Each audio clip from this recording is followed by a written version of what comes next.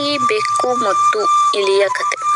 ಮೊದಮೊದಲು ನಾಯಿ ಮತ್ತು ಬೆಕ್ಕಿನ ಮಧ್ಯೆ ವೈರತ್ವ ಇರಲಿಲ್ಲ. ಅವೆರಡು ಸ್ನೇಹಿತರಾಗಿದ್ದವು. ಜೊತೆಗೂಡಿ ತಮ್ಮ ಮಾಲೀಕನ ಸೇವೆ ಮಾಡುತ್ತಿದ್ದವು.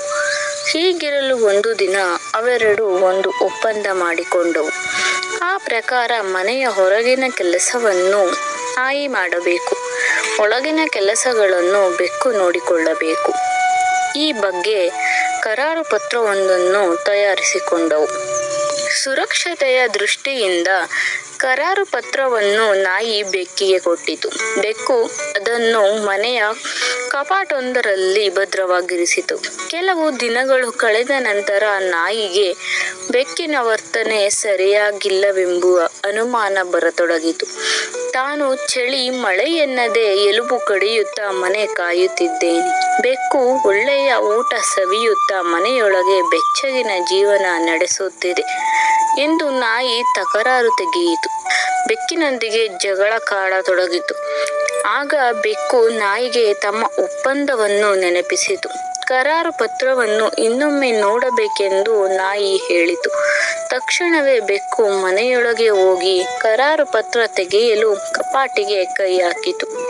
ಬೆಕ್ಕಿಗೆ ಕರಾರು ಪತ್ರದ ತುಂಡುಗಳು ಮಾತ್ರ ಸಿಕ್ಕಿದವು.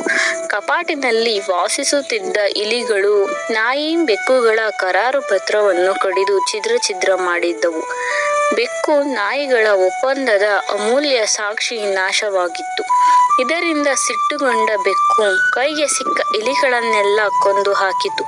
ಬೆಕ್ಕು ಮನೆಯಿಂದ ಹೊರ ಬಂದಾಗ ಕರಾರು ಪತ್ರ ತೋರಿಸುವಂತೆ ನಾಯಿ ಪುನಃ ಒತ್ತಾಯಿಸಿತು. ಬೆಕ್ಕು ನಾಯಿಯ ಮುಂದೆ ಹೇಳುವುದೋ ಬೇಡವೋ ಎಂದುಕೊಳ್ಳುತ್ತಲೇ ವಿಷಯ ತಿಳಿಸಿತು. ಬೆಕ್ಕು ನಡೆದ ವಿಷಯ ತಿಳಿಸಿದರೂ ನಾಯಿ ಅದರ ಮೇಲೆ ಹಲ್ಲೆ ಮಾಡಲು ಪ್ರಯತ್ನಿಸಿತು. ಒಪ್ಪಂದ ಪತ್ರವನ್ನು ತೋರಿಸುವವರೆಗೂ ಬಿಡುವುದಿಲ್ಲವೆಂದು ನಾಯಿ ಎಚ್ಚರಿಸಿತು. ಅಂದಿನಿಂದ ಬೆಕ್ಕನ್ನು ಕಂಡಾಗಲೆಲ್ಲ ಕರಾರು ಪತ್ರಕ್ಕಾಗಿ ನಾಯಿ ಪೀಡಿಸತೊಡಗಿತು.